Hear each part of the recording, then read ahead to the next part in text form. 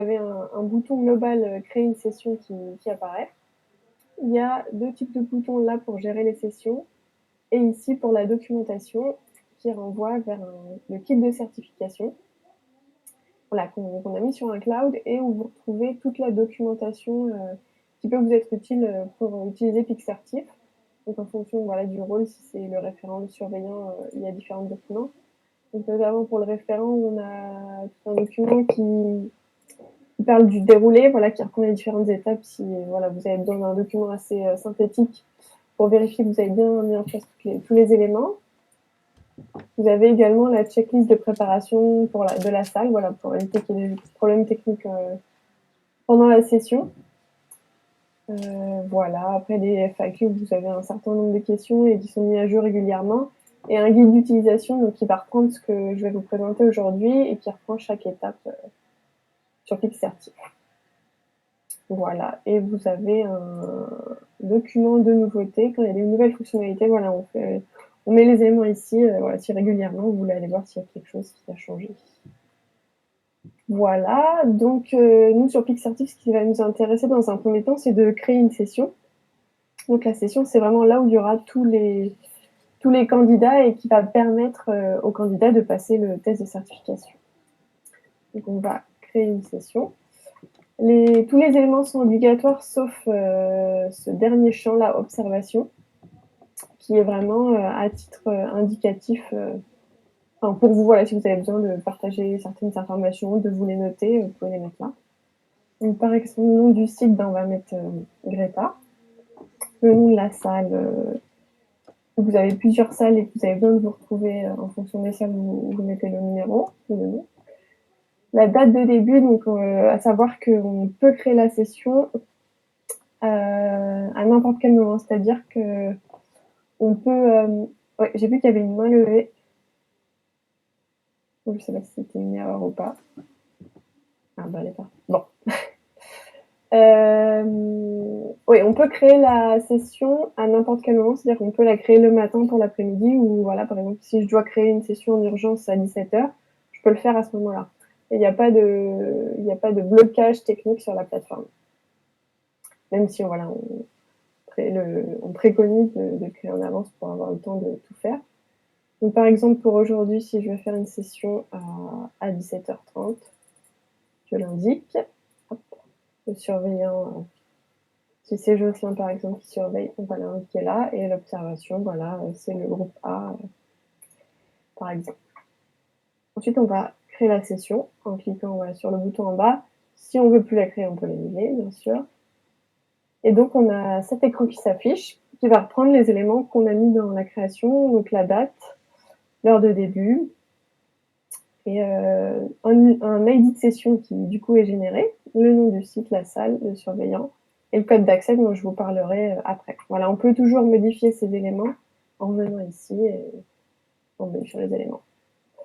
Voilà. Alors, je vais prendre une autre session en exemple où j'ai préparé la liste, voilà celle-là. Donc, quand on est sur cet écran, la deuxième étape, ça va être d'importer des candidats dans cette session pour qu'ils puissent passer le test le jour de la session. Donc, il va y avoir plusieurs étapes. La première étape, c'est de télécharger un modèle de liste. C'est là où vous allez mettre tous les éléments qui sont liés au candidat pour que le jour J, il puisse rentrer sur la session en question. Donc, le téléchargement c'est fait, je vais l'ouvrir.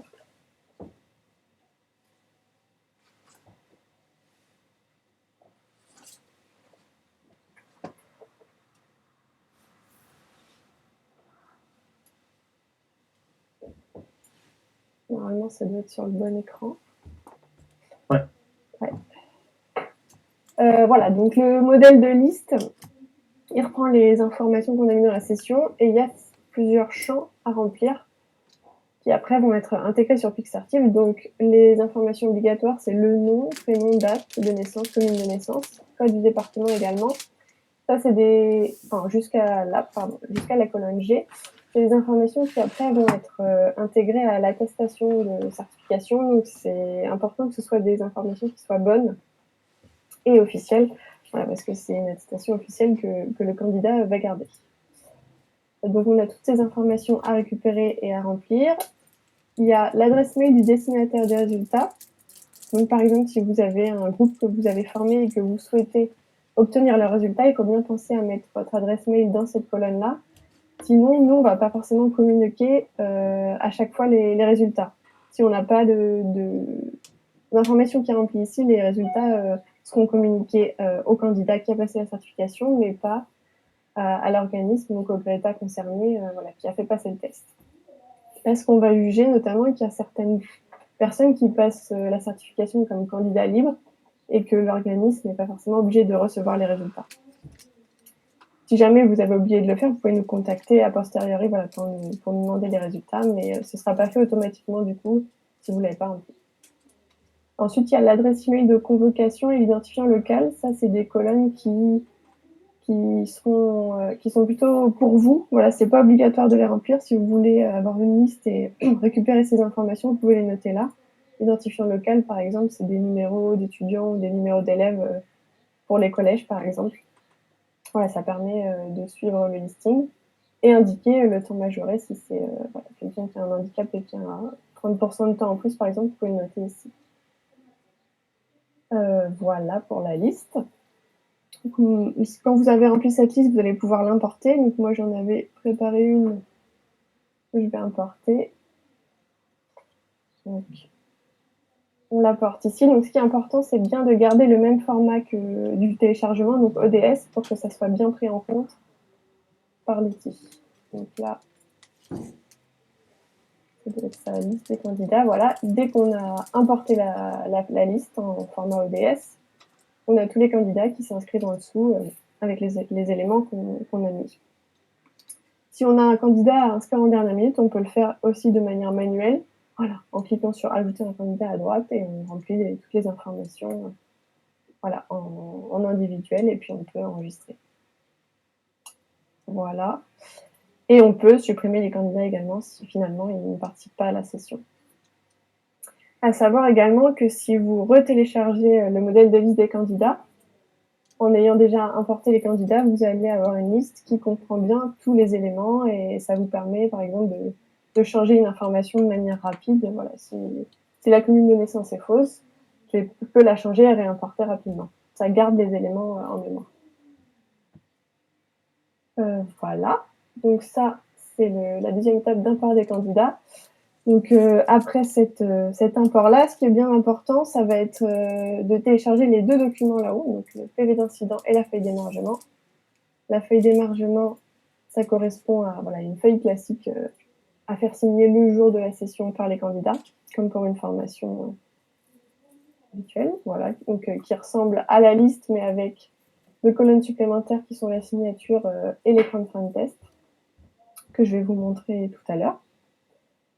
Voilà, et le PV d'incident, s'il s'ouvre, voilà, c'est ce document-là, donc ça va être un document qui va vous servir de note pendant la session. Si vous rencontrez un souci technique sur un candidat, ça va vous permettre de noter les informations et après de pouvoir le reporter dans Pixcertif. Voilà, vous n'êtes pas forcément avec un outil, un poste informatique le jour de la session. Donc, vous pouvez noter les éléments, par exemple. Je ferai le test pendant la session, mais voilà, vous pouvez noter toutes les informations sur ce document. Donc, soit le remplir sous format PDF, soit l'imprimer avant, le communiquer au surveillant avec la feuille d'émargement pour qu'il puisse le remplir pendant la session. Donc voilà, deux étapes, donc imprimer ces deux documents. Quel genre d'incident? Oui, par exemple, un PC qui plante ou un problème d'affichage d'image, par exemple. Je vais vous montrer peut-être en direct après, mais des fois, il peut y avoir un problème avec le réseau et l'image ne s'affiche pas, donc le candidat ne pourra pas répondre à la question, il ne sera pas en capacité. Et pour que ça ne l'impacte pas, vous pouvez le noter sur ce PV d'incident. Et nous, au moment de traiter la session et de lui fournir les résultats, on va faire un traitement sur cette question-là pour pas qu'il soit impacté et pas qu'elle soit prise en compte parce qu'il n'aura pas pu y répondre comme l'image ne sera pas affichée. Voilà, donc récupérer ces deux documents, bien noter en revenant dans la page de détail le numéro de la session qui va nous servir et le code d'accès. Donc, je vais vous le montrer en suivant à quoi ça ressemble. Donc ça, c'est côté référent et surveillant. Et côté candidat, on va lui demander le jour de la session de se connecter sur pix.fr. Donc c'est la même plateforme sur laquelle il fait son positionnement et il s'est entraîné, par exemple, avec vous en étant formé. Donc il va se connecter. Je vais revenir sur la page d'accueil. Voilà, donc il a sa page d'accueil habituelle et il y a en anglais certification. S'il a bien préparé son profil et qu'il a au moins 5 compétences qui sont certifiables, enfin, où il a par exemple, je vais prendre les compétences, ce sera plus. Voilà, s'il a au moins travaillé sur 5 compétences et qu'il a au moins un niveau 1 sur 5 compétences, son profil va être certifiable. Donc ça, normalement, vous l'avez eu sur le document de formation. Et donc, sur cet onglet-là, on va avoir ce mot-là, bravo XX, votre profil est certifiable. Si ce n'est pas le cas et qu'il ne s'est pas entraîné sur assez de compétences, on va avoir votre profil n'est pas certifiable, continuez à vous entraîner et du coup, le candidat ne pourra pas passer la certification ce jour-là. Voilà, donc quand on a ce message positif, on va pouvoir rejoindre la session. Donc voilà, tous les élèves arrivent dans la salle, on va leur communiquer le numéro de session. Donc là, c'était 442. Le prénom et le nom de la personne, donc qui doit bien correspondre à ce qui a été importé sur Pixcertif dans les candidats. Là, je vais prendre un candidat au hasard. Par exemple, Éric Lamour, 6 juillet 98.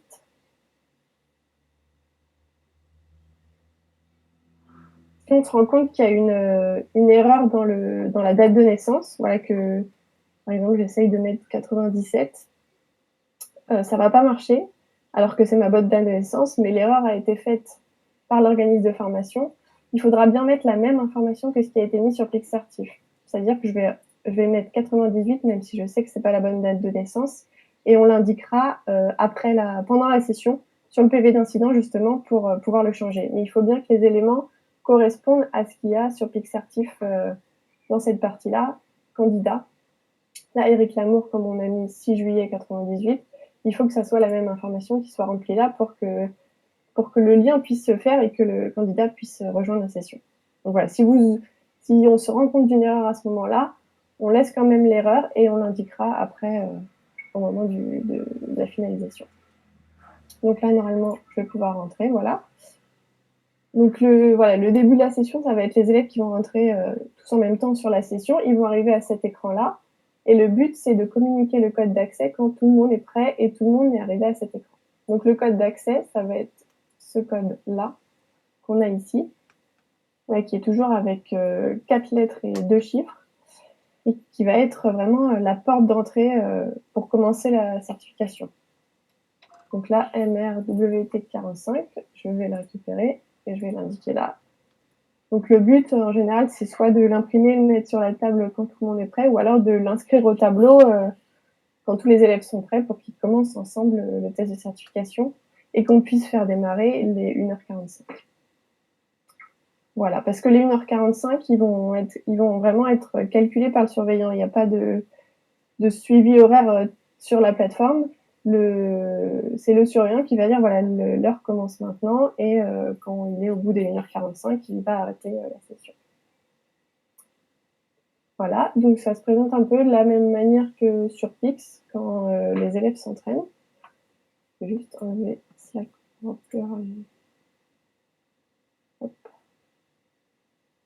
Voilà, donc ça se présente de la manière que sur Pix, on a des questions qui vont suivre, qui peuvent être avec des images, avec voilà, tout type de questions. Voilà, juste la couleur qui change. On va avoir le nom de la personne qui est là-haut, le numéro de certification et le numéro de question. Donc là, j'ai 16 questions, parce que je me suis positionnée sur un certain nombre de compétences. Donc je vais y répondre au fur et à mesure. Voilà, par exemple, si cette image ne s'est pas chargée, que voilà, il est resté comme c'était au début juste un petit fichier, et que donc je ne peux pas y répondre, je peux appeler le surveillant et lui dire voilà, je ne peux pas répondre à cette question. Donc ce que va faire le surveillant, c'est qu'il va prendre les informations qui sont là-haut, et noter sur le PV d'incident, donc en remettant le numéro de session. Par exemple, Éric Lamour, il a eu un souci sur la question 4. Voilà, l'image ne s'affiche pas. Et donc, on voit que ça correspond au code E1. Voilà, ici. Et du coup, on va pouvoir... on peut prendre ces informations et on dit du coup à l'élève en question de passer la question pour qu'il puisse continuer son test sans être impacté. Et nous, on a bien pris l'information et ça va pouvoir être remonté à Pix pour qu'il ne soit pas pénalisé. Voilà, donc on répond au fur et à mesure en validant. Là, je vais passer pour pas qu'on perde de temps. Donc, il y a différents types de questions.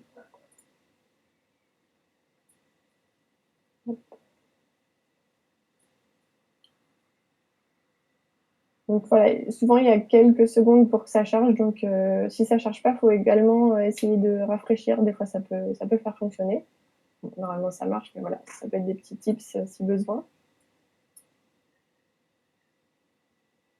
Voilà, et donc on arrive, quand on a fini toutes les questions, donc j'étais à la 16 sur 16, on arrive à cet écran de fin de test dont je parlais tout à l'heure.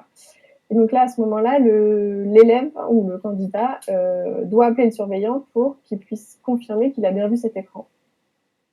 Donc normalement, l'action doit être faite par le surveillant ou en disant à l'élève tu peux cliquer, et le surveillant confirmera après qu'il a bien vu l'écran. Donc voilà, c'est important qu'il vienne à ce moment-là et qu'il confirme qu'il a vu l'écran pour que la session soit terminée. Voilà, donc après c'est fini. On préconise de déconnecter si les postes sont utilisés par plusieurs candidats, ça permet qu'il n'y ait pas de mix ou de problème de compte utilisé par un autre. Donc en se déconnectant, on revient sur Pix, sur la page de connexion.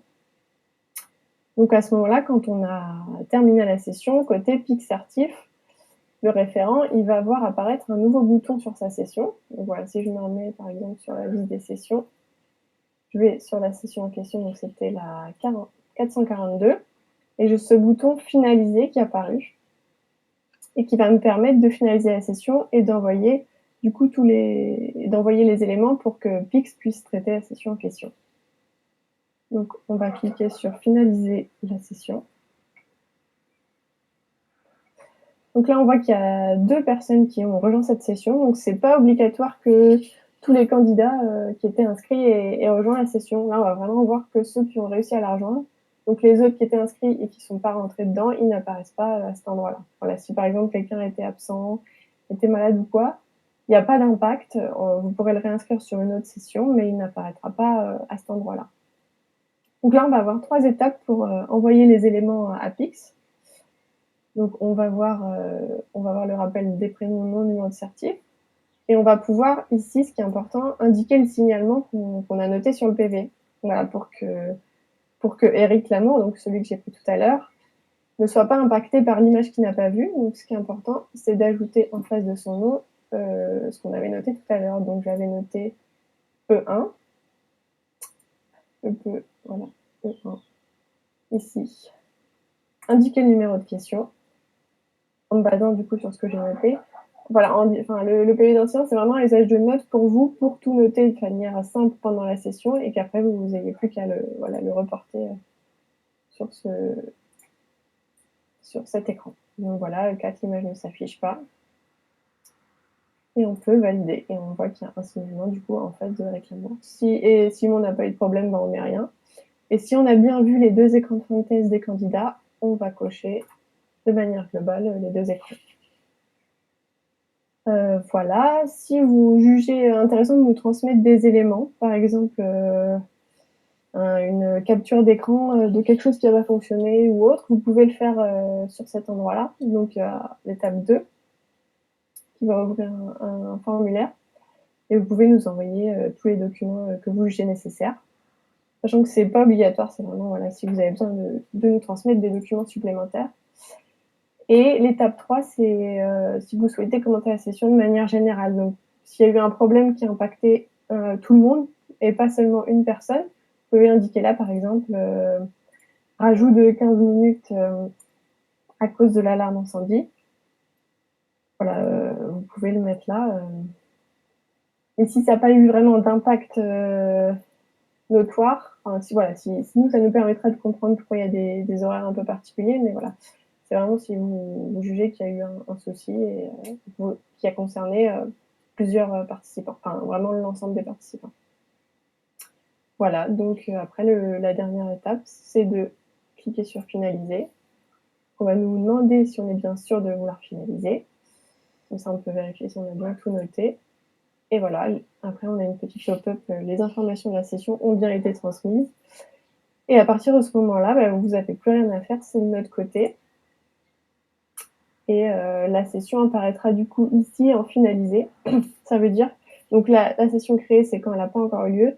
Finalisée, ça va être quand elle a été envoyée chez Pix et que Pix est en train de traiter.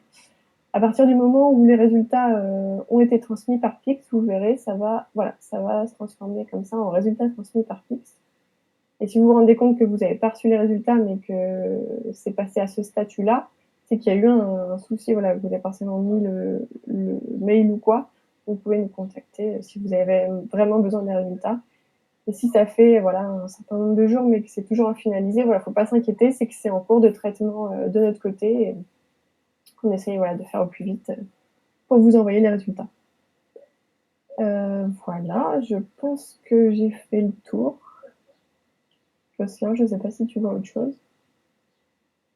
Je crois qu'il y a pas mal de questions qui sont passées. Ouais, merci Marie pour la démo. J'ai essayé de répondre à quelques questions sur le chat. On a un peu oublié de le faire sur les précédentes démos, mais on peut vous montrer brièvement à quoi ressemble un certificat et une attestation. Oui. Alors, je les ai sous la main, si tu veux que je partage. Je veux bien, ouais. Ouais. Ah oui, je vais arrêter le partage. Okay. Vas-y, non.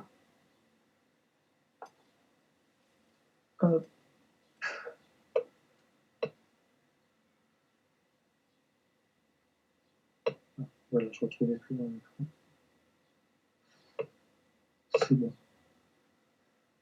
Donc, les certificats sont publiés par défaut sur les comptes des candidats, comme Marie vous l'a indiqué tout à l'heure.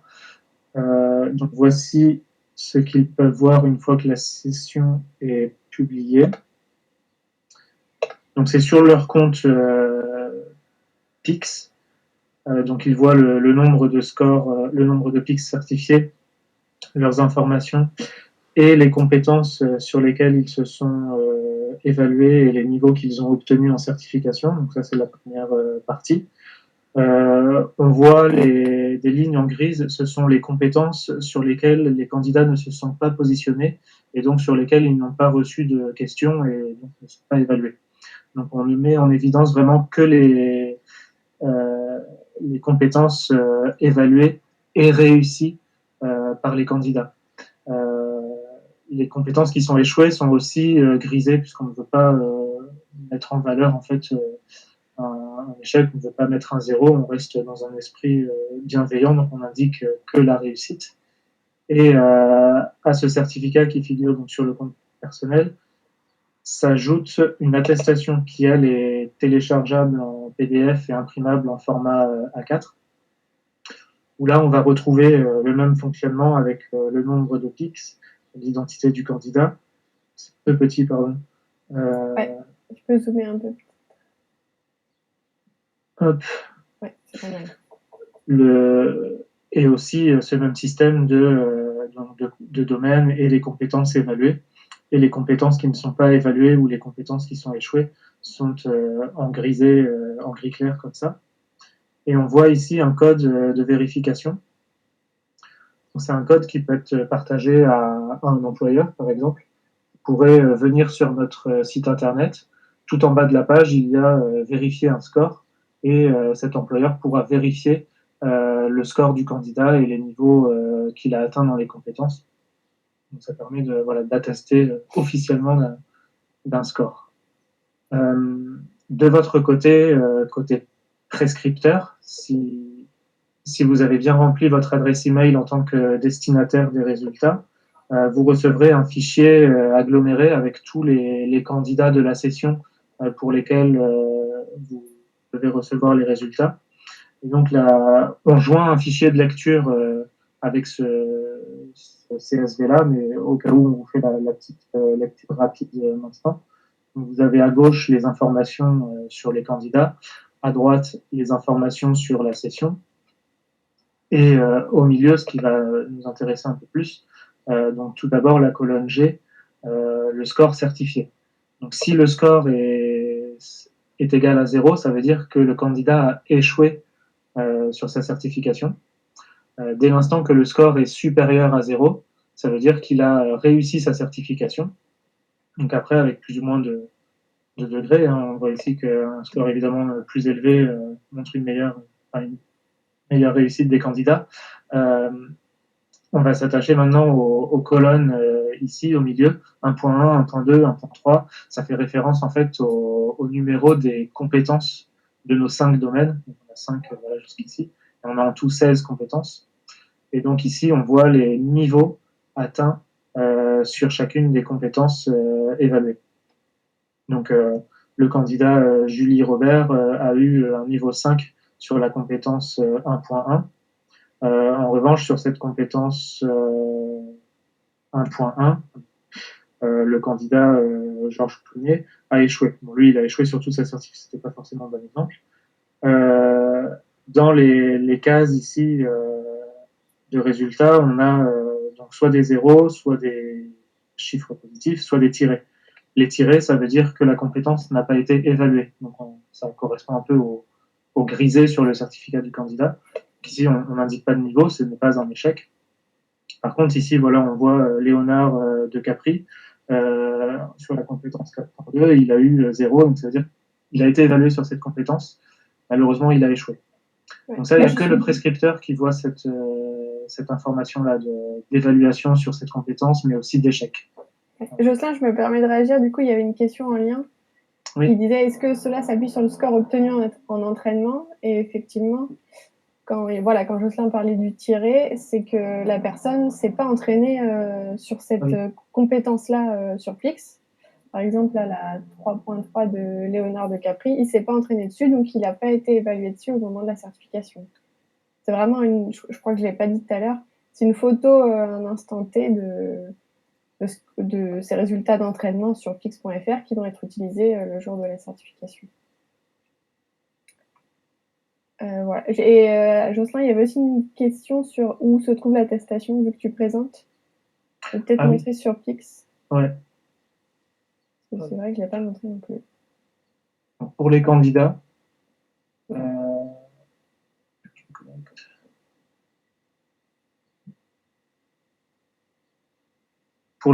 il faudra aller donc sur leur compte Pix, sur leur prénom, et on voit l'onglet Mes certifications. Bon, bah là, j'en ai pas. Mais voilà, ça apparaît sur cet écran-là. Assez facilement. Donc, c'est bien différent de l'onglet certification qui nous permet d'accéder à la session de test. Donc là, vous voyez que je ne suis pas assez entraîné, je n'ai pas le droit de passer une session de certification. Mais pour les résultats, donc c'est à cet endroit, le prénom et mes certifs. Et pour le prescripteur, ça sera un envoi de mail.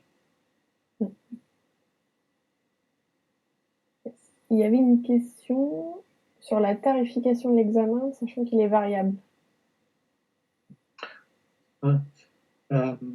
Alors, le tarif maximum recommandé par Pix, il est de 45 € TTC par certification. Ça, c'est le tarif public que l'on recommande. Et sur ces 45 €, il y a une part à reverser à Pix qui est pour les Greta de 9 € TTC par certification. Donc lorsque vous organisez une session pour vos publics ou pour les publics extérieurs qui viendraient dans votre établissement, il y aura 9 € à indiquer sur un relevé de déclaration mensuelle. Donc ça, c'est un relevé qui figure dans le kit de certification, si je ne me trompe pas. Ou dans un lien cloud, pardon.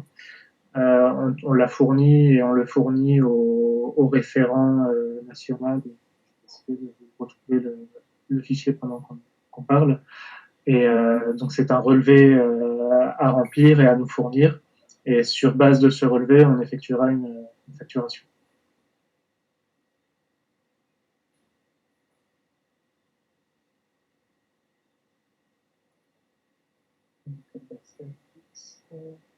Alors, je vois la question. Donc, nous avons reçu, Greta Pays de la Loire, en février, des codes d'accès à Pix.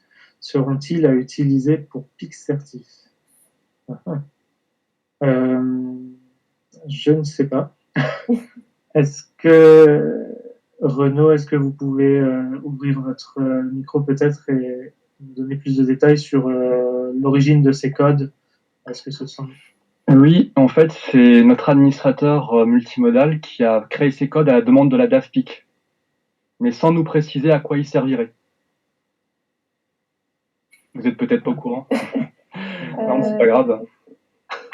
Des codes pour accéder à... Il nous a juste dit code d'accès à Pix. C'est tout ce qu'on a comme info, en fait. Et c'était sous quelle forme? C'était des chiffres ou... C'est une adresse mail en identifiant et un mot de passe, voilà. Une adresse mail de type Greta Pays de la Loire. Ah. Donc moi, je les ai testés là sur les plateformes sur CloudPix et sur CertifPix, mais ça marche pas. Enfin, il n'y a pas de... Pour l'instant, ils sont pas... Alors, je sais pas si c'est destiné à ces deux plateformes ou pas. Peut-être que les accès sont pas encore ouverts, je pense. Non, je sais pas. Oui, alors si je crois qu'on a ouvert les espaces PixCertif des Greta Pays de la Loire, mais il me semble qu'il y avait des adresses qu'on ne pouvait pas rattacher parce que ces adresses n'avaient pas encore de compte créé sur pix.fr. Et comme c'est pix.fr qui fait un peu la colonne vertébrale de toutes nos applis, on vient piocher les données dessus pour attacher les membres sur PixCertif, par exemple. Et également Pixorga. Si l'adresse email n'existe pas sur pix.fr, on ne peut pas rattacher. Donc c'était peut-être ça. Je sais que je dois rappeler Guyane Pelan concernant la gestion de certaines adresses, donc ça fait peut-être partie de ce sujet. D'accord. Voilà, j'essaierai de la rappeler demain. Peut-être qu'elle est parmi nous d'ailleurs, je ne sais pas. Donc on en saura plus tard alors. Sans doute. Oui, voilà, j'essaierai de creuser avec elle aussi pour ses codes d'accès. Ok, ça marche, merci. Merci.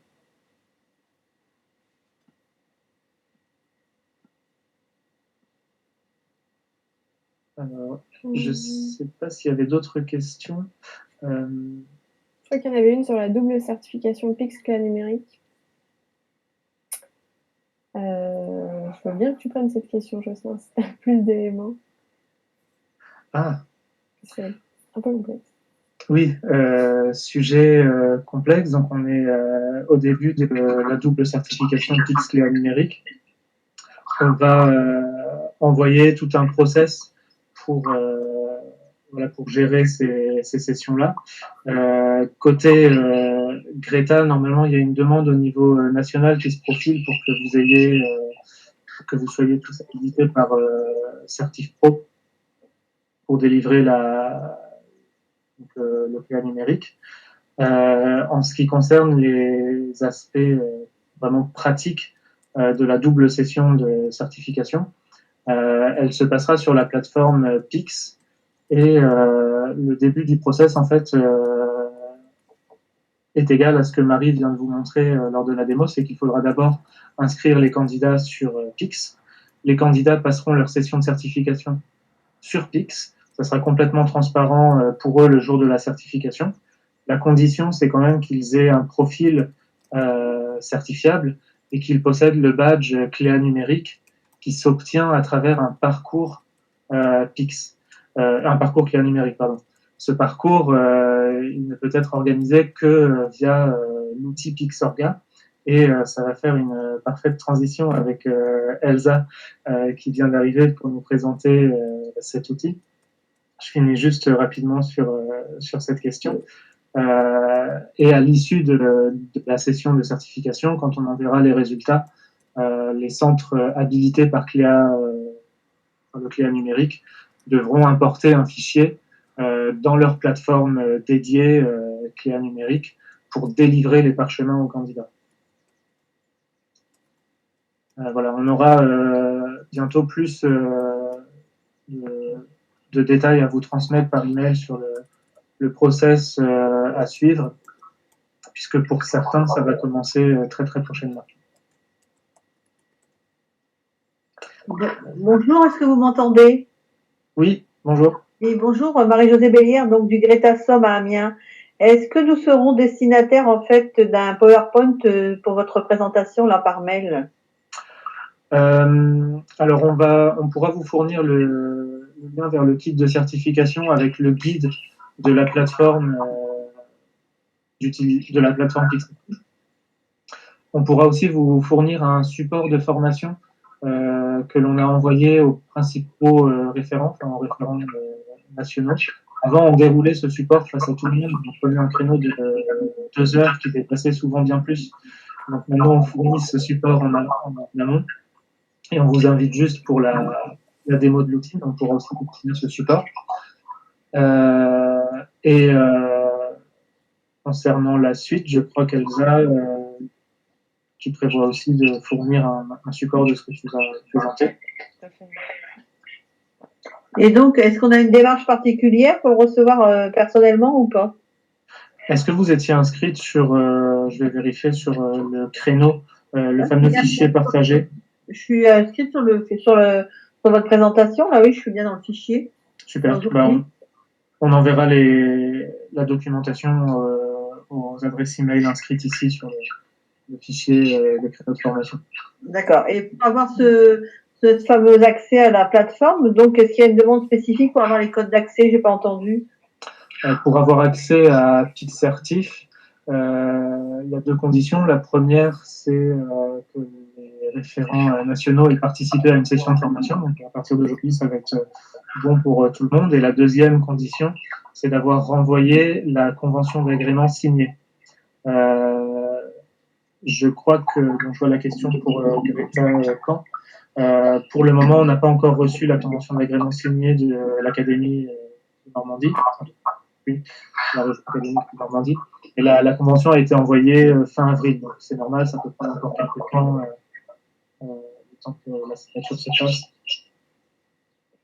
Et on a aussi, je crois, la Bourgogne qui est dans le même cas, où la convention d'agrément a été envoyée très récemment. Donc, dès réception, on ouvrira les espaces PixCertif. Ok, donc on sera destinataire d'un mail et des codes d'accès. Oui, alors les codes d'accès en fait seront les mêmes que ceux que vous utilisez sur pix.fr. Je ne suis jamais allée sur pix.fr. Ah, je ne connais pas pix.fr. Pardon? Je ne connais pas, c'est une découverte. Ah, on vous invite à vous y connecter donc sur pix.fr et à vous créer un compte avec votre adresse professionnelle, par exemple. Et lorsque tout sera bon pour ouvrir votre espace PixCertif, on viendra prendre vos identifiants de la plateforme pix.fr et vous pourrez vous connecter sur certif.pix.fr pour la plateforme d'administration de session avec ces mêmes identifiants. Ok, bon, j'y vois un peu plus clair. Ok, merci. Je te laisse Elsa et je vais essayer de continuer les réponses sur le chat. Bonjour, donc je suis donc Elsa Dufayard. Moi, je travaille dans l'équipe développement et partenariat de Pix. C'est-à-dire que je travaille avec des organisations à la fois privées ou publiques, organismes de formation également, pour qui souhaitent utiliser Pix avec leur public, avec les stagiaires ou les apprenants. Et donc, je voulais aujourd'hui profiter de cette réunion pour vous présenter ou vous représenter Pixorga, que vous pouvez utiliser dans le cadre des formations et qui est donc utile pour ensuite préparer à la certification Pix ou à la double certification Pix, clair numérique. Donc en effet, je pourrais les éléments, enfin je pourrais vous envoyer après la réunion les éléments PowerPoint à la fois sur Pix, Pixorga et sur les tarifs, les éléments tarifaires que je peux vous présenter. Donc il y a dans la salle ou dans l'assemblée, on va dire, des personnes qui connaissent a priori déjà Pixorga, ou en tout cas qui ont des accès à Pixorga, puisqu'aujourd'hui Pixorga est utilisé par les Greta de Bretagne, de l'Académie de Lille, de Limoges et de Paris. Donc j'ai repéré qu'a priori il y a un certain nombre de personnes qui sont dans ce cas-là, ici présent aujourd'hui. Alors du coup, je vais faire quelque chose qui s'adapte un petit peu à chacun. Je ne voudrais pas répéter des choses que certains connaissent déjà.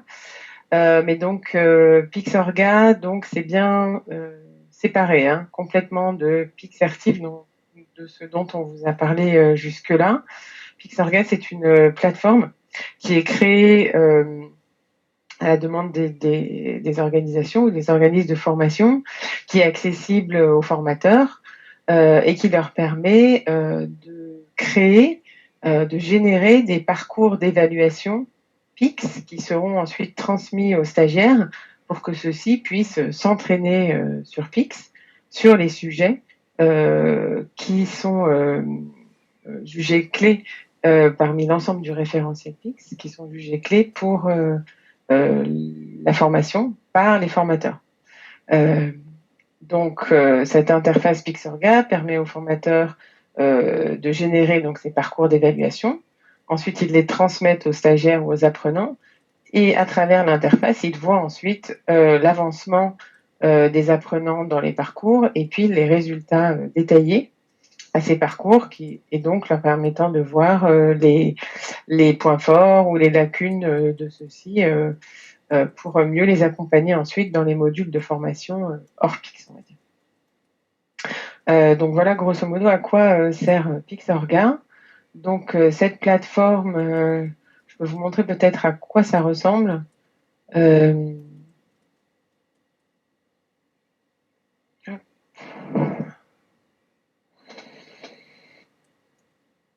Donc voici un exemple d'espace Pixorga. Donc là, évidemment, c'est un espace de démonstration, mais grosso modo, cela ressemble à ça. C'est-à-dire qu'on va trouver aussi ici une liste de campagnes.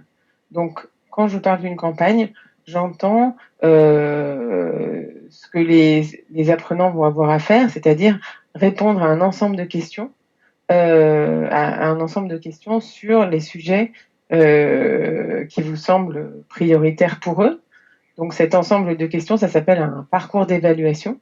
Et donc ces parcours, ils sont créés, en tout cas générés à partir de Pixorga. Donc on va mettre à disposition cette interface et à l'intérieur de l'interface, vous permettre en fait de créer ce qu'on appelle une campagne, c'est-à-dire ensuite un parcours d'évaluation pour les apprenants. Et donc, en créant cette campagne, ce qui est très rapide en soi, vous pouvez sélectionner en fait différents parcours, soit qui sont déjà inscrits dans votre espace Pixorga, qu'on a créé chez Pix et mis à la disposition des organismes de formation, notamment bien sûr les 16 grandes compétences du référentiel de Pix, également des parcours thématiques complémentaires qui peuvent porter par exemple sur les outils bureautiques, sur les tableurs, sur le traitement de texte, sur la cybersécurité spécifiquement, sur la capacité à télétravailler ou à se former à distance, sur les outils collaboratifs, etc. Vous allez aussi pouvoir retrouver des parcours qui s'appellent ABCPix et ABCDIAC, qui sont des parcours vraiment créés pour des personnes qui sont très débutantes par rapport aux compétences numériques, et également les parcours clés numériques dans Pix, donc qui permet de travailler, de préparer la double certification. J'y viendrai plus tard. Donc en fait, quand tout commence par la création d'une campagne, donc c'est cela, où on indique un nom de la campagne qui va vous permettre ensuite de la repérer dans votre liste de campagne. Donc ça, c'est un nom que vous créez pour vous. Par exemple, vous allez pouvoir écrire test, premier test, groupe A, par exemple, si vous avez un ensemble de stagiaires ou d'apprenants. L'objectif de la campagne, là en l'occurrence, ce sera d'évaluer les participants. Et donc, vous allez avoir accès à un menu déroulant. Alors là, malheureusement, moi, quand je clique sur le menu, vous ne voyez pas le menu en question. Pour une raison qui m'est un peu mystérieuse, mais du coup, il va juste falloir me croire. Mais en gros, vous voyez apparaître un ensemble, exactement ce que je viens de vous dire, de parcours d'évaluation que vous pouvez choisir. Et donc, vous en choisissez un, par exemple celui-là, parcours thématique cybersécurité. Là, je ne sais pas si, j'espère que vous le voyez à l'écran. Et ensuite, pour terminer la création, vous indiquez un titre du parcours. Donc ça, ce sera le titre que verront apparaître les stagiaires quand ils se connecteront au parcours. Donc, par exemple, ici, test cybersécurité. Et puis, un texte de la page d'accueil, donc quelques lignes qui vous permettent d'expliquer voilà, et de personnaliser en gros la page d'accueil du test que vont voir les stagiaires. Donc ensuite, vous créez votre campagne. Donc là, je ne vais pas le faire c'est simplement pour vous montrer. Je vais en prendre une autre maintenant qui a été créée, par exemple celle-là. Donc ensuite, on arrive sur un tableau de bord qui récapitule les principes de cette campagne et notamment qui nous donne le lien ou le code qui permet de se connecter au parcours. Alors je ne sais pas si c'est cela dont on parlait tout à l'heure, mais en tout cas là, on parle bien d'un lien ou d'un code qui est donné à une personne si on souhaite qu'elle rejoigne le parcours et qu'elle fasse les questions sur le sujet demandé. Donc une fois que les stagiaires se sont connectés à ce lien, qu'ils ont commencé à faire la campagne et à répondre aux questions, vous allez les retrouver ici dans votre liste de participants avec l'ensemble des personnes et on va pouvoir voir au niveau individuel si la personne est en cours de test comme ici, donc on voit que son avancement et donc on sait qu'on peut la relancer pour terminer ou également une fois que la personne a terminé, ses résultats en fait. Et donc sur ce parcours-là, avec ces sujets-là, voilà comment la personne a réussi son parcours, où elle en est en termes de palier de réussite, là en l'occurrence de 1 à 3. Attendez, on me dit que mon casque n'a plus beaucoup de batterie. Est-ce que vous m'entendez? Oui. Ouais. Ok, merci. Donc ici, on voit que la personne a réussi deux paliers, on va dire, sur les 3, et qu'en plus, elle a obtenu ce qu'on appelle des badges ou des résultats thématiques, c'est-à-dire des petits macarons qui viennent nous indiquer que sur un certain nombre de sujets de ce parcours-là, elle a obtenu un niveau qui avait été fixé auparavant. Et donc, elle voit, la personne, enfin, l'apprenant voit, elle, sur sa page de résultats, ces résultats-là en question, et vous, à travers Pixorga, vous les voyez également. Donc ça, c'est pour les résultats individuels, et après, on peut rentrer plus finement avec cet onglet Analyse et voir les différents sujets. Donc, c'est le niveau, la maille un peu en dessous, la maille la plus fine, les différents sujets que la personne a eu à traiter. Et donc, par ordre décroissant de maîtrise, en gros, de ces sujets. Donc, les sujets qui sont le plus en rose vont être ceux qui sont le plus recommandés pour être travaillés. Après, en formation, pour revenir sur ces sujets-là. Et on va pouvoir voir également ce qu'on appelle les tutos, c'est-à-dire ici, quand je clique à droite, le contenu qui est recommandé pour la personne pour qu'elle puisse progresser sur ce sujet-là. Donc, avec un lien qui renvoie vers du contenu référencé sur Internet. Pas créé par Pix, mais référencé. Et donc, pour chacun des sujets du parcours, on va trouver cette indication. Donc ça, c'est pour la vision vraiment individuelle, pour suivre les stagiaires par stagiaire. Et ensuite, on a aussi une vision au niveau collectif, donc sur un groupe de personnes qui auront réalisé le même parcours d'évaluation. quel est leur niveau en moyenne, quel est leur résultat, et de la même façon, quels sont les sujets qui ont été les moins réussis ou les plus réussis, et donc sur lesquels il est intéressant pour le formateur de revenir, par exemple. Donc en synthèse, Pixorga, c'est cela. Ah oui, vous avez aussi la possibilité de télécharger, si je reviens sur ma campagne, d'exporter les résultats, l'ensemble des résultats à la campagne, au niveau détaillé, sur un fichier qui va reprendre vraiment tous les éléments. Donc, dans une vision très synthétique de Pixorga, voilà à quoi ça ressemble. On a aussi un onglet équipe ici, qui vous permet de voir en permanence quels sont les membres qui ont accès à Pixorga, donc les différents formateurs, par exemple, et qui vont pouvoir créer des campagnes et suivre les résultats. Donc, vous pouvez inviter un membre à rejoindre l'espace, bien sûr.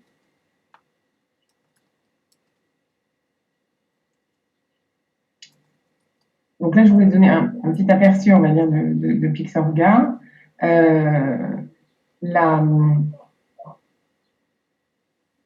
Alors, je regarde juste. Il y a une question sur l'accès. Oui. Alors, ok. Pour avoir accès à Pixorga, c'est donc, je regardais juste un peu. Donc, pour avoir un accès à Pixorga, donc ça fonctionne. Alors oui, l'accès à Pixorga, c'est celui que Jean-Noël indique, mais vous n'y aurez pas accès si l'espace Pixorga n'a pas été créé avant pour le Greta. Et pour que l'espace Pixorga soit créé pour le Greta, ça fonctionne, c'est un accès qui est payant en fait par l'utilisateur, et donc l'accès doit être demandé soit au niveau du Greta, soit au niveau de l'académie. Donc c'est le cas comme je vous l'ai indiqué pour plusieurs académies ou régions académiques qui ont demandé donc des accès à Pixorga. La tarification pour les Greta permet à la fois en fait de couvrir l'achat, enfin ce qu'on appelle un crédit Pixorga, c'est-à-dire le fait de pouvoir donner la possibilité à un utilisateur de passer autant de tests d'évaluation que souhaité pendant 1 an, soit des tests, des parcours qui sont déjà créés, comme je vous disais, soit des parcours que le Greta peut créer, demander en tout cas à créer, et qui sont vraiment spécifiques pour les formations, les modules et le public visé. Et pour cela, on travaille avec vous en partageant un fichier qui va reprendre, je vous montre ça simplement, c'est une partie importante de Pixorga.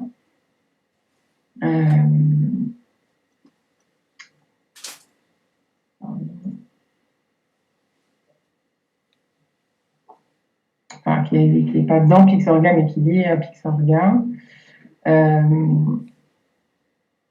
Donc, ce que va permettre l'accès à Pixorga à partir de 30 crédits, donc l'utilisateur acheté, c'est de pouvoir constituer vraiment vos propres parcours.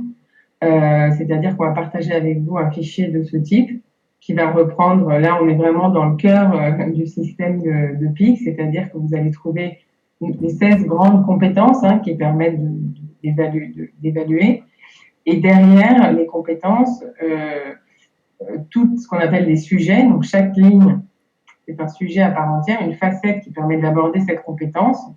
Donc ces sujets-là, on ne voit pas le détail, on ne voit pas forcément cette structure quand on se connecte juste sur pix.fr et qu'on réalise les tests d'évaluation par compétence.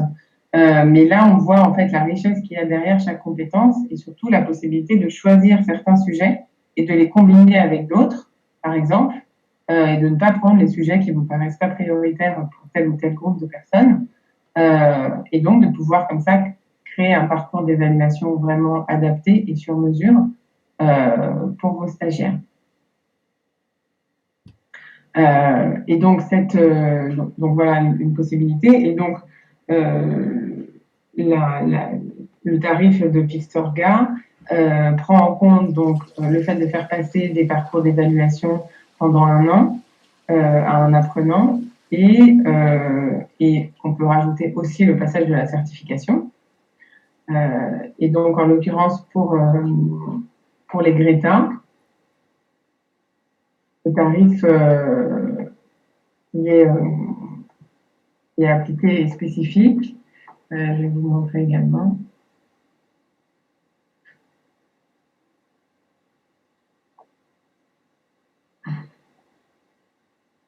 Voilà.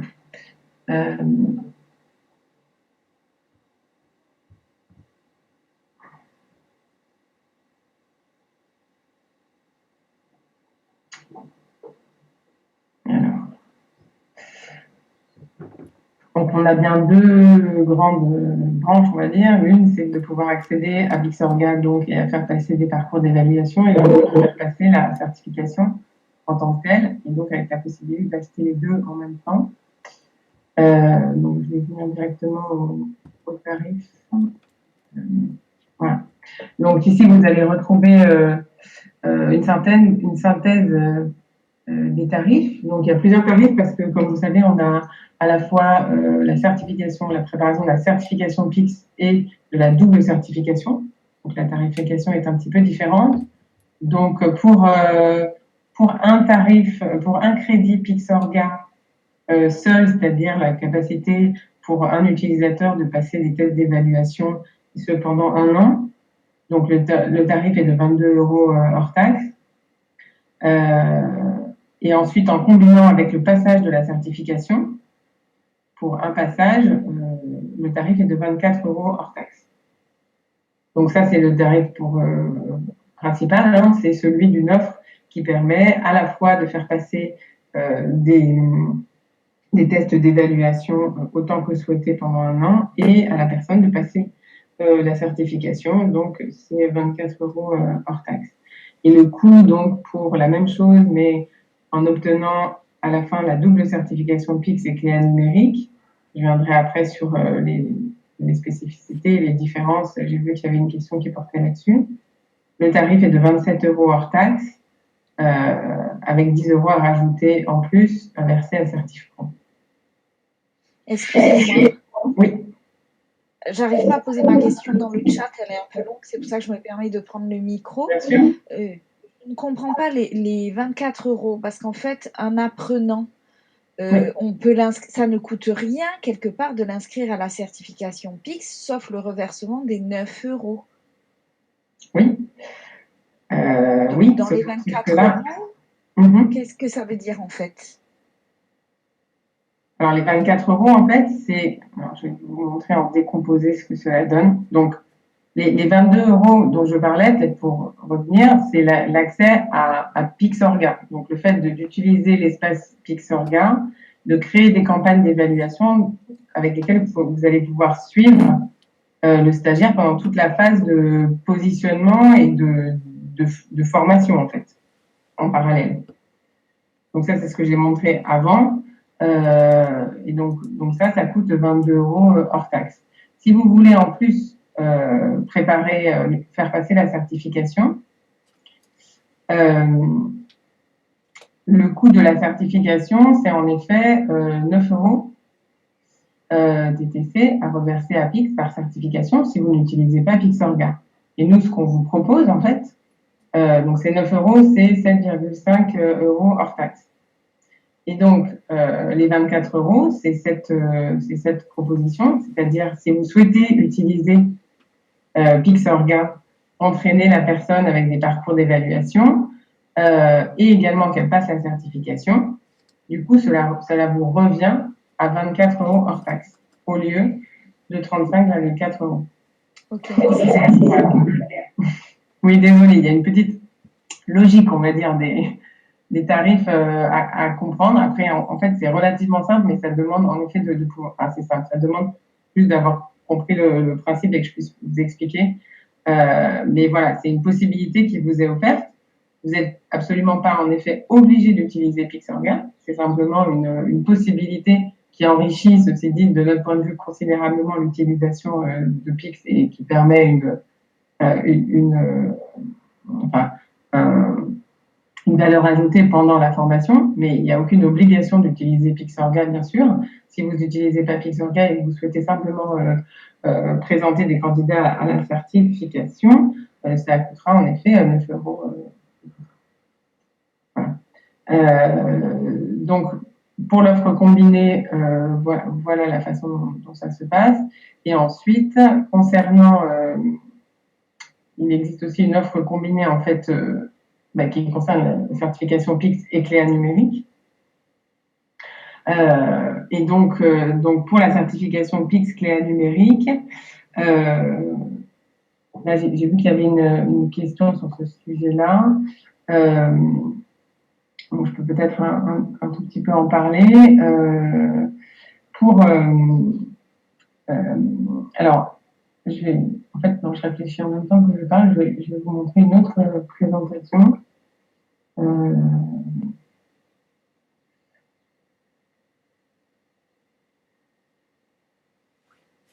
Qui va vous expliciter justement le lien entre les deux certifications. Alors, mon ordinateur est un peu lent, désolé. Hop, voilà.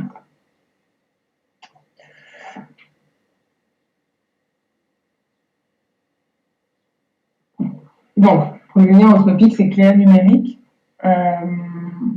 donc en effet, les différences entre les deux certifications, elles sont toutes les deux reconnues par l'État et le monde professionnel et elles permettent toutes les deux de valoriser un degré de maîtrise de ces compétences numériques.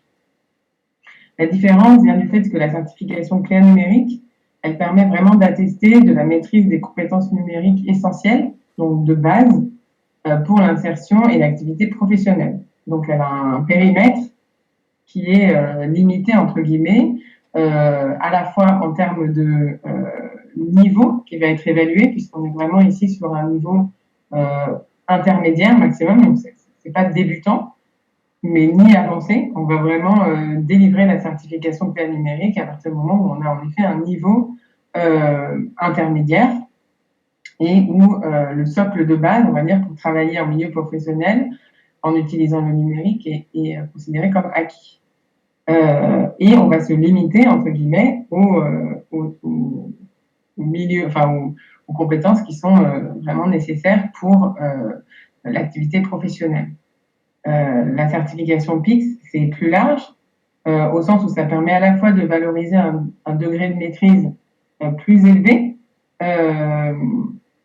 qui va au-delà du niveau intermédiaire, qui peut aller beaucoup plus loin. Donc, on peut pousser et porter ses apprenants plus loin. Et par ailleurs, les thématiques traitées dans PIC sont aussi plus larges que celles que les attendus du Cléa numérique. On va aller vers des sujets qui sont plus larges, qui peuvent aussi inclure des thématiques sur l'e-citoyenneté, notamment, ou d'autres sujets qui vont au-delà de ce qui est traité ou attendu par le Cléa numérique. Donc, on va avoir une vision plus large, en fait. Voilà comment les deux certifications se positionnent. Mais il y a un grand intérêt, a priori, quand même, à les lier, au sens où on va pouvoir utiliser, en fait, les parcours Cléa numérique qui ont été créés dans PIX, c'est-à-dire qu'on a un parcours avec une succession de questions sur des sujets de questions PIX, mais qui vont précisément répondre aux attendus du Cléa numérique. Donc, c'est ce parcours qui a été identifié dans PIX et qui est disponible avec à la fois décliné avec un diagnostic initial qui peut être mobilisé pendant l'évaluation préalable, par exemple, et ensuite un parcours Cléa numérique complet ou qui se décline en 4 modules distincts. Voilà, et qui reprennent les 4 compétences du référentiel Cléa numérique. Donc, voilà, ça c'est pour le diagnostic initial, donc qui est réalisable en 15 à 40 minutes. Et je ne m'attarde pas forcément, mais voilà, le parcours Cléa numérique, donc celui-là il est réalisable en 45 minutes à 2 heures. Et une fois que ce parcours est réussi, à au moins 85%, eh bien l'apprenant reçoit ce badge là, prêt pour le Cléa numérique, qui va voir apparaître à l'issue du parcours et que vous voyez aussi dans Pixorga. Et donc ensuite, avec une certification, une session de certification Pix, la personne va pouvoir certifier en fait, être certifiée dans les deux certifications. Donc voilà, pour un exemple de parcours, de schéma qu'on pourrait avoir, mais après, c'est pas forcément l'objet aujourd'hui, et je pourrais y revenir pour les personnes qui sont intéressées. Mais globalement, voilà un type de schéma qu'on peut imaginer, l'utilisation de Pix pendant les formations réalisées en Greta, en fait, et la préparation du clé numérique. Donc, par rapport aux tarifs, donc pour finir sur les tarifs, pour la certification Pix clé numérique, le tarif est un petit peu supérieur parce que la part du crédit Pix est de 14 €. Et il y a également une part à reverser à Certif Pro. Donc, on a ici un tarif global qui est un peu supérieur, et donc de 24 € hors taxe. On passe à 27 € hors taxe, plus 10 € à reverser à Certif Pro.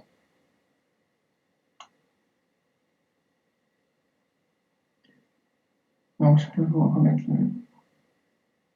la page de synthèse. Donc, ça ce sont les tarifs spécifiques pour les Greta et qui permettent d'avoir cet accès à Pixorga. Alors, donc dans les questions, la question de Renaud Schweitzer, y a-t-il des regroupements entre les deux certifs? J'espère y avoir répondu, mais on peut creuser si vous le souhaitez. Une question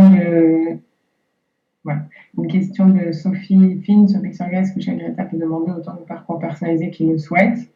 Oui, vous pouvez demander autant de parcours personnalisés que vous le souhaitez. Le seul critère est d'avoir un minimum de 30 crédits commandés.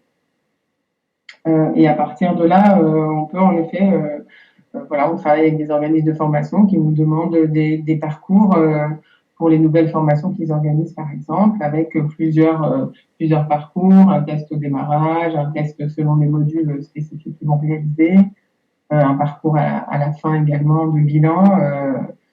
C'est complètement ouvert sur la création des parcours. Il faut juste passer par moi, entre guillemets, ou quelqu'un de mon équipe. Vous ne pouvez pas le faire directement sur Pixorga, mais néanmoins, c'est très rapide et ça demande pas beaucoup de formalités, juste l'échange du fichier entre nous.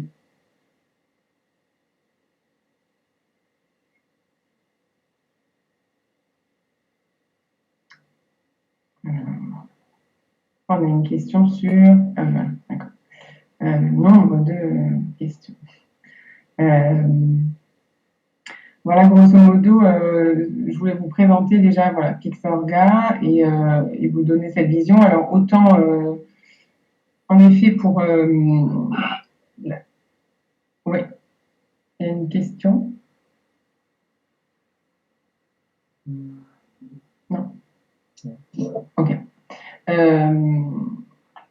L'utilisation de Pixorga, autant il y a une démarche à faire pour accéder à, et c'est normal, pour devenir le centre de certification agréé, donc il y a une démarche à faire pour l'accès à Pixorga. C'est simple, il n'y a pas de formalité, il y a un devis que je peux constituer au regard du type de crédit, de l'offre que vous souhaitez, si vous souhaitez les crédits Pixorga seul, Pixorga et certification Pix ou Pixorga et certification et double certification. Et en fonction, ça fonctionne avec un devis qui comporte les conditions générales de vente. Donc, une fois signé, il n'y a pas d'autres formalités. On ouvre l'espace orga pour votre structure et vous pouvez commencer à créer des campagnes d'évaluation pour les stagiaires. Donc de ce côté-là, c'est assez simple. Il y a aussi la possibilité de vous accompagner en plus, donc d'avoir un accompagnement par nos équipes pour notamment vous aider à concevoir ou à sélectionner les différents sujets ou dans l'analyse des résultats.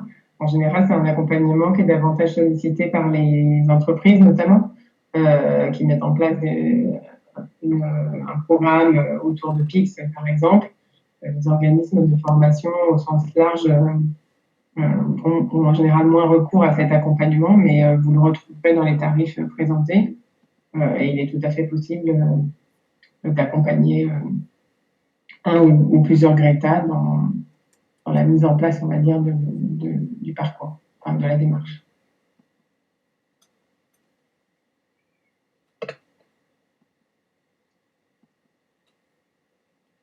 Merci beaucoup, Elsa, pour la présentation. Donc maintenant, vous avez un peu le spectre global de PIX avec d'un côté la partie formation, outils pédagogiques et de l'autre la certification. Donc n'hésitez pas si vous avez des questions sur un sujet ou l'autre.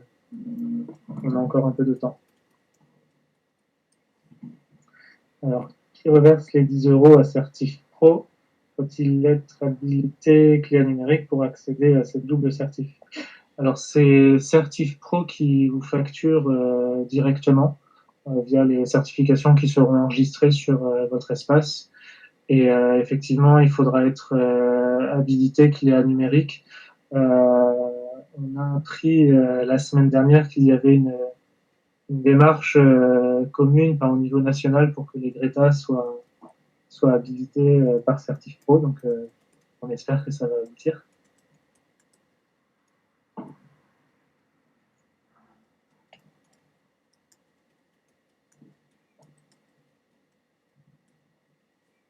Je vois une main levée de Marie-Josée Bélière.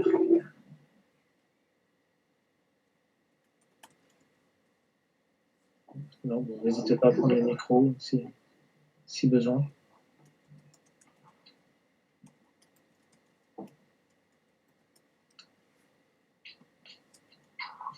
Non, c'est bon, j'avais posé ma question, hein, merci. Okay.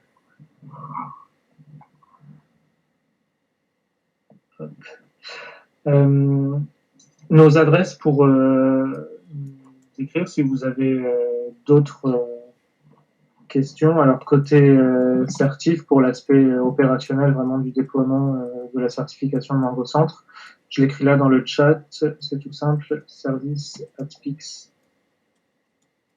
Alors, je vois la question juste avant. Ah. C'est le Greta de notre région qui fait la demande pour chaque centre. Je pense que vous parlez de Pixorga. Alors, pour quelle est-ce que vous pouvez m'indiquer votre région en l'occurrence?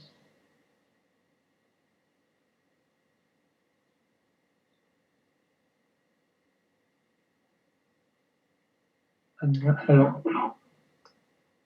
donc les Greta des Hauts-de-France sont déjà habilités, enfin déjà agréés côté certif. Normalement, vous avez même déjà des espaces PIC certif d'ouvert. Mais en tout cas, niveau convention d'agrément, c'est déjà signé.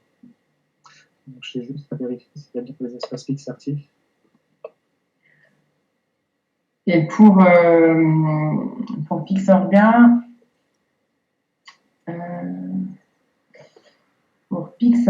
on a actuellement, je vais essayer de regarder le Greta de la Somme. Il y a un accès en fait à Pixorga qui est donné dans le cadre d'une expérimentation en fait avec les Greta de l'Académie de Lille,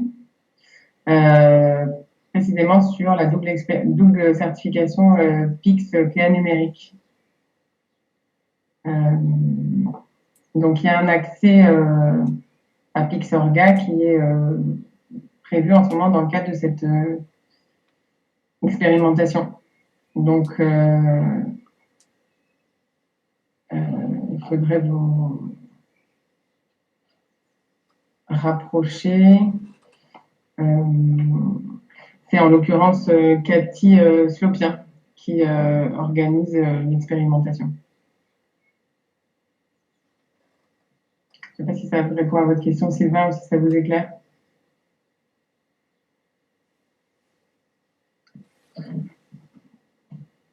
Et côté certif, on a plusieurs Greta dans la région du Grand Nord. Greta Grand Artois, Greta Grand Hainaut, Greta Grand Littoral, Greta Lille.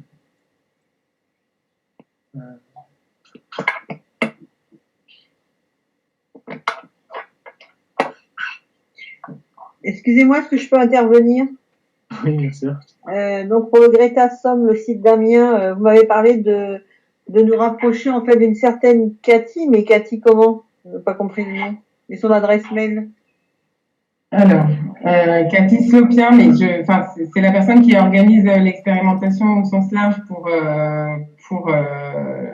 tous les Greta de l'Académie de Lille. Ensuite, pour le Greta Somme, alors il y a plusieurs personnes. Madame Aubert. Elle a eu la formation, elle a eu toutes les infos.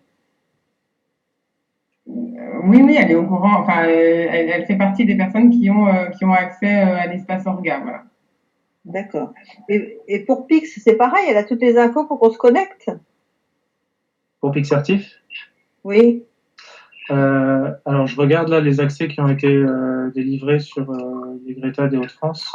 Il y a en général une personne sur l'espace Pixertif des Greta. Je pense que je vais recontacter Cathy Slopien pour mettre à jour cette liste-là. Ouais. Parce que les espaces avaient été créés il y a déjà quelques temps, en fin d'année 2020, à partir d'un tableau qu'elle nous avait fourni sur les différents membres à rattacher sur les différents espaces à créer pour les Greta de sa région. Donc peut-être que ce tableau est tout simplement à mettre à jour.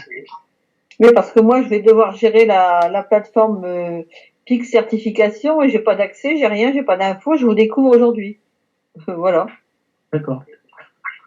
Donc Sabrina Aubert, c'est ma collègue, certes, elle m'a inscrite, mais je n'ai pas d'informations supplémentaires, j'ai pas d'accès, donc je découvre avec toutes vos informations, c'est très bien, mais après je me tourne vers qui si elle n'a pas suffisamment d'informations à me communiquer? C'est ça le problème.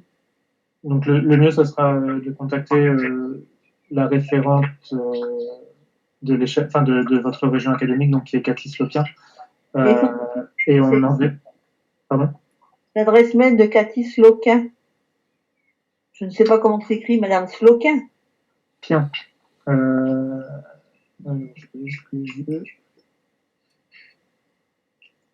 la mets. Et on enverra un email avec toute la liste des participants que l'on a aujourd'hui, avec différentes informations concernant l'assertif de notre côté. Et Elsa, je pense que tu enverras de ton côté. Ce sera peut-être 2 mails séparés, un mail côté certif et un mail côté orga, je pense. Oui. Ok, bon, on va essayer de se coordonner quand même. Hein, mais... Bon, j'ai une interlocutrice, je vais pouvoir faire un mail et récupérer les informations. Ok. Merci. Ouais.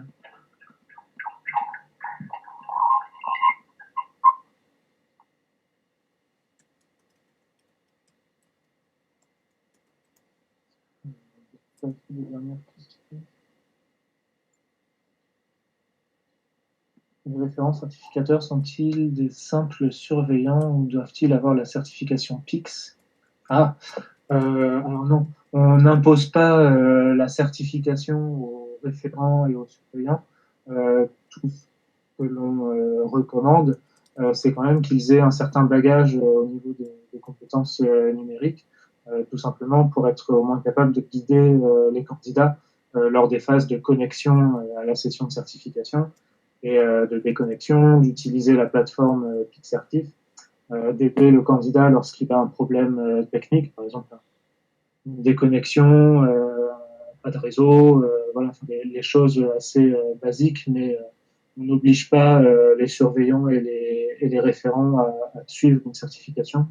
Et on ne vous délivre pas de diplôme voilà, qui certifierait apte à devenir référent ou surveillant. Voilà, il faut quand même que vous ayez voilà, de bonnes compétences de base euh, pour l'univers PIX.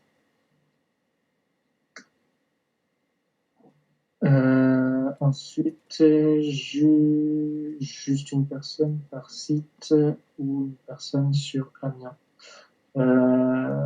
Eh bien, je sais pas. En fait, j'avais sous les yeux les différents Greta, mais ils ont été nommés donc, Grand Littoral, Lille, Grand Hainaut, Grand Artois, et je sais pas où exactement se situe Amiens dans ces régions. Mais en tout cas, à chaque fois, j'ai une seule personne sur ces espaces Pixartif. Et Sylvain, je ne pense pas vous avoir vu dans les espaces que j'ai sous les yeux. Ah mais non, la Somme, c'est dans le grand. Il faut que je revoie ma géographie, pardon. Il me semble que notre habilitation pour Amiens, pour la Somme, a été envoyée à l'Académie de Lille. Donc, je pense qu'on est rattaché à Lille, mais bon. C'est pour ça, Jocelyn. C'est pour ça, c'est pour Haute-France. On est plutôt France. Oui, donc j'étais. Il y a Amiens et Lille. Je pense qu'il faut un référent par site parce que moi, je ne connais pas, je regarde le chat, je ne connais pas Sylvain Lamotte. Et je pense qu'il est aussi intervenant sur la plateforme Pix à l'avenir, mais je ne le connais pas. On ne se connaît pas. Donc, je pense qu'il faut un référent par site, par lieu de passage pour les candidats. Oui, oui, mais normalement, ils ont été nommés par le référent de la grande région académique, donc par Cathy Sotia. Peut-être que cette liste est à mettre à jour, mais on va la contacter voilà, pour faire le point sur tous les membres et tous les espaces à créer. D'accord. Je vais prendre vos identités.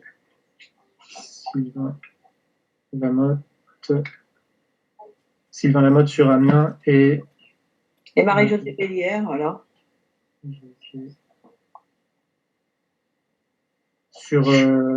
Pas sur Amiens, non?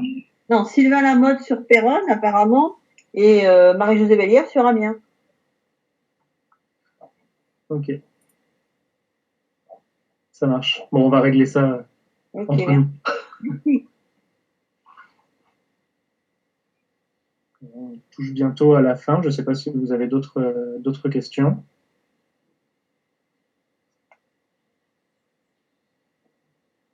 On est ravis que vous ayez pu faire connaissance, en tout cas. Tout à fait. Merci.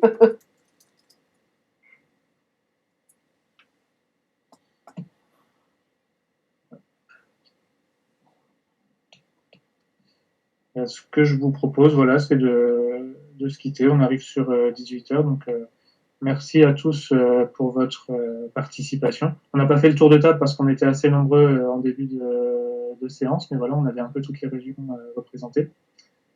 Merci bien. Puis on est joignable sur certif.pix.fr pour des questions sur la certif.